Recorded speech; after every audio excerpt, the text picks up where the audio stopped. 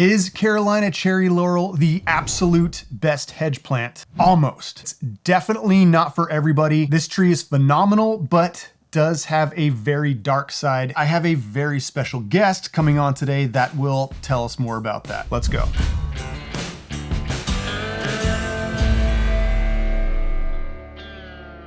So I first want to start off by listing all the amazing attributes of Prunus caroliniana, commonly known as Carolina cherry laurel. It's a phenomenal tree in so many ways. In fact, it is almost the perfect hedge plant, and it still might be for some folks, but maybe not for others. It's got a huge caveat. We're gonna get to that in a minute. But first, let's take a look at all the good stuff.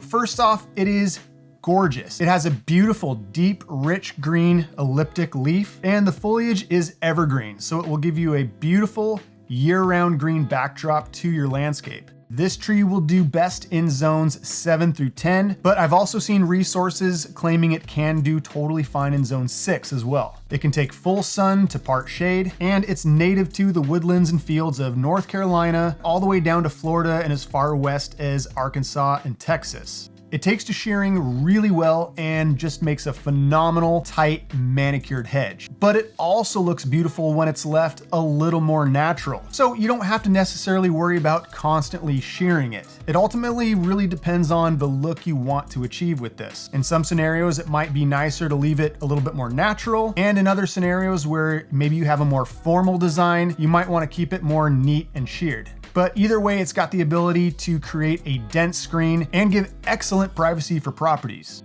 It's got a fairly shallow root system, so it's not going to be invasive like some other trees, namely ficus, which is notorious for tearing up sidewalks and stuff. So this is a great alternative. So where you have a narrow space where root growth might be a concern, generally speaking, this tree is a much better option than so many others. The cherry laurel is also very tolerant of various soil types. It can tolerate clay, sand, and soils that also are lacking in nutrients. So this is a pretty good problem solver tree for those areas that might be a little bit more neglected. And I love the beautiful white creamy flowers that appear in spring. But if you're using this tree as a hedge, oftentimes those flowers do get sheared off, and that's just kind of the nature of it. Now, this tree can also make a really good single specimen, and it'll reach up to about 30 feet tall by about 20 feet wide. So if you're looking for a nice medium-sized flowering evergreen tree, this can make a really good option as well. But again, the Prunus caroliniana is mostly seen as a hedge because that's really what it's prized for. And just a note, there is a variety called Prunus Compacta, which definitely stays a little bit shorter. It's got a little bit smaller leaf. It's gonna max out only at about 10 feet tall. So if you have a smaller space and you can wait a little bit longer for this tree to get to height, then you might want to consider this other smaller compact option. Now again, Prunus caroliniana is very drought tolerant once it establishes a good root system. And I've also heard that it can withstand freeze really well, which is one reason why it's gained so much popularity as a hedge plant in Texas, mainly because they've had so many issues with those cold snaps that have killed off so many ornamental trees and shrubs. This tree is really becoming a go-to hedge for Texas and some surrounding states. Now, Prunus caroliniana is also very resistant to disease and pests. However, it can from time to time get infested with borers or mites, but it's fairly rare and it's usually only in trees that are showing some kind of stress. So generally, it's a very disease and pest-free tree. Now, along with its hedging capabilities, it does also make a really good windbreak, and that is going to help protect more tender shrubs and perennials from winds that could potentially damage those plants.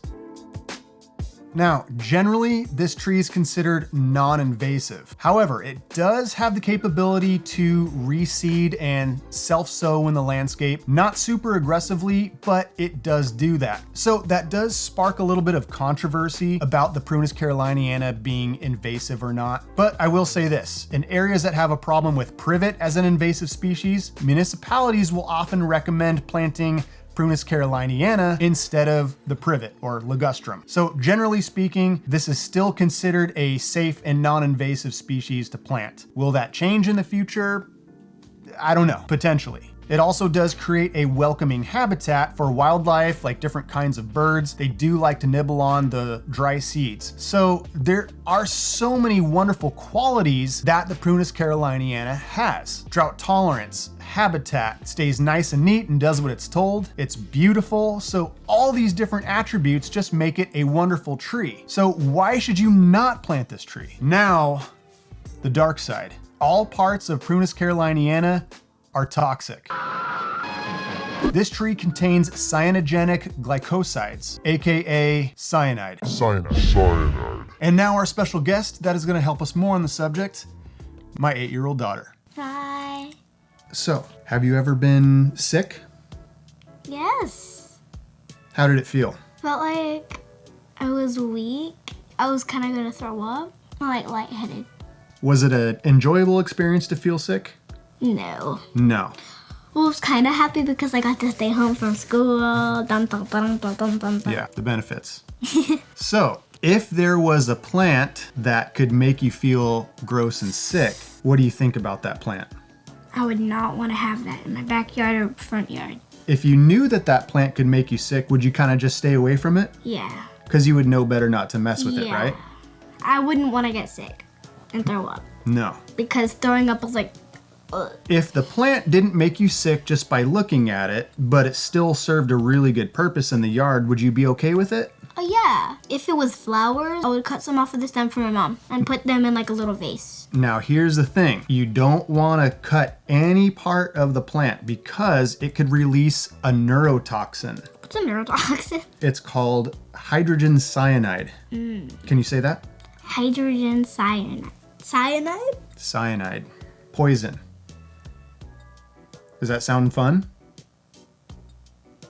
But you can't get sick just from looking at Yeah, it. you can't get sick from touching it. It releases that hydrogen cyanide generally only when parts of the plant are broken. Yeah, like a leaf or a stick. That's right.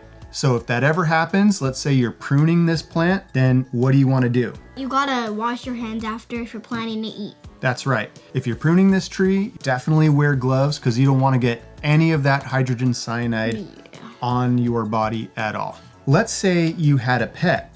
Would you let your pet go near that plant? No, I would drag my bunny away, even if it wanted to pee near it. I've right. always wanted a bunny.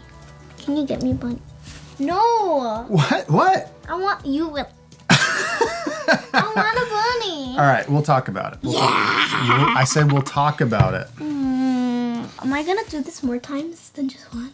Maybe. I don't know. Let us know if you guys think that I should have a special guest more often. Yeah, I like this. Please tell him that I should do it more. All right, a big thank you to our special guest. We're gonna bring her back in at the end for a little extra special treat. Hopefully it was informative and helpful. Now, after all that said, let me go a different direction for a second. There is quite a bit of fear mongering that I've noticed when it comes to toxicity of plants. Don't touch that, don't plant that, this is an evil plant. You know, there's so much of that going around that I've noticed in different blogs and whatnot. While yes, there is probably some validity to that, a lot of people do tend to kind of go overboard with that. And then everybody gets freaked out. And then all of a sudden, now you can only plant 1% of the plants that are out there. And you know, that's just kind of silly. And yeah, we did kind of have some fun in this video, making it sound a little freaky. But in all reality, it is very widely used. It's used in cities, parks, commercial properties, residential properties. It's everywhere. The biggest thing is to educate yourself so you know the positives, you know the negatives, and ultimately you get to make the final call on what is right for your landscape and ultimately for your family. Every individual, every family is going to have different needs and wants for their landscape. So understand the risks, know what they are, weigh it against what you need or want,